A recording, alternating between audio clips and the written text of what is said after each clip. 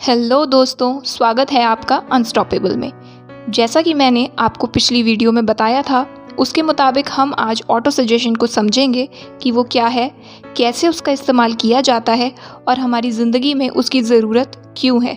और अगर आपने पिछली वीडियो नहीं देखी है तो ज़रूर देखिएगा, क्योंकि उस वीडियो से आप ये जान पाएंगे कि आपका मन कैसे काम करता है। ऑटो सजेशन को अगर आसान शब्दों में बताया जाए तो इसका मतलब है खुद को एक स्पेसिफिक और डेफिनेट बात सजेस्ट करना। ऑटो सजेशन का इस्तेमाल बहुत से डर और नेगेटिव कंडीशंस को दूर करने में मदद करता है।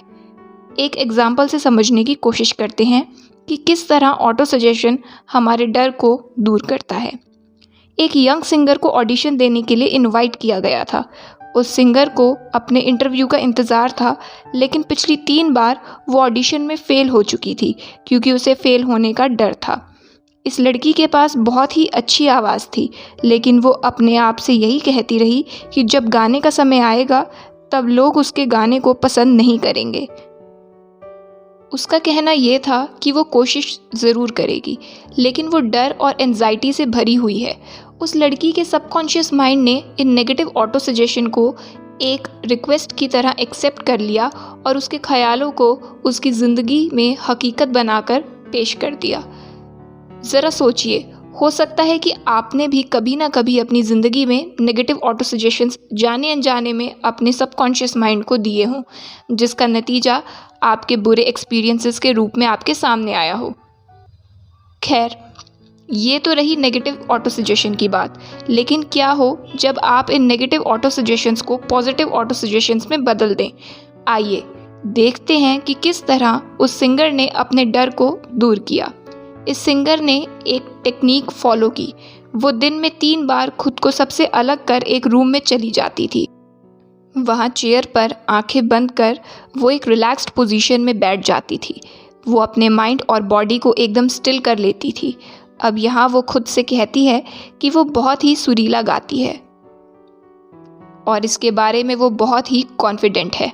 ये सिंगर इस स्टेटमेंट को शांति से अपनी फीलिंग्स के साथ हर एक सिटिंग में 5 से 10 बार बोला करती थी और कुल मिलाकर दिन की ये 3 सिटिंग्स हुआ करती थी, जिनमें से एक सिटिंग रात को सोने से पहले होती थी। ऐसा करने के बाद अब वो हफ्ते के आखिर में पूरी तरह से कॉन्फिडेंट थी। अब इस बार जब ऑडिशन का इनविटेशन आया तब उस लड़की ने बहुत ही लाजवाब परफॉर्मेंस दी। इसी तरह एक 75 साल की महिला ने भी ऑटो सजेशन का इस्तेमाल करके अपनी मेमोरी रीस्टोर कर ली थी। उस महिला को खुद से ये कहने की आदत थी कि वो अपनी याददाश्त खो रही है, लेकिन उसने अब इस प्रोसीजर को रिवर्स किया और एक दिन में कई बार खुद को सजेशन इस तरीके से दिया कि आज से मेरी याददाश्त बेहतर होती जा रही है। मुझे हमेशा ही वो याद रहेगा जो मुझे एक वक्त पर पता होना चाहिए। मैं उन्हें आसानी से याद रख पाऊंगी। जब भी मुझे कुछ याद करना होगा तब वो मेरे दिमाग में अपने आप ही आ जाएगा। मैं हर दिन अपनी याददाश्त को तेज़ी से इम्प्रूव करती जा रही हूँ। उस महिला के ऐसा करने के लगभग 3 हफ्ते बाद उसकी याददाश्त पहले की तरह नॉर्मल हो गई और वो बहुत खुश थी।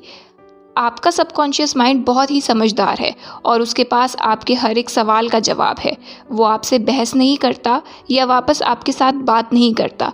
जैसे अगर आप ये कहते हैं कि मैं अब बूढ़ा हो चुका हूँ और काम नहीं कर सकता, तब आपके दिए हुए ये सारे नेगेटिव थॉट्स आपके सबकॉन्शियस माइंड में छप जाते हैं। यहाँ पर आप अपना अच्छा खुद रोक रहे हैं और अपनी ज़िंदगी में फ्रस्ट्रेशन और लिमिटेशन को जगह दे रहे हैं।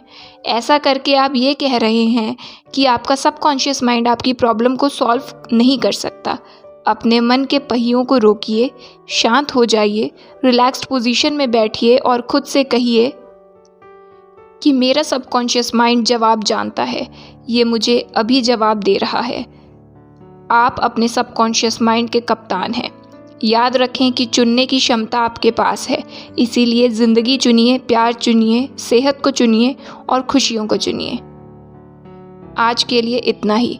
अब नेक्स्ट वीडियो में सबकॉन्शियस माइंड के काम करने की चमत्कारिक शक्ति के बारे में बात करेंगे। Till then keep giving your love and support to our channel.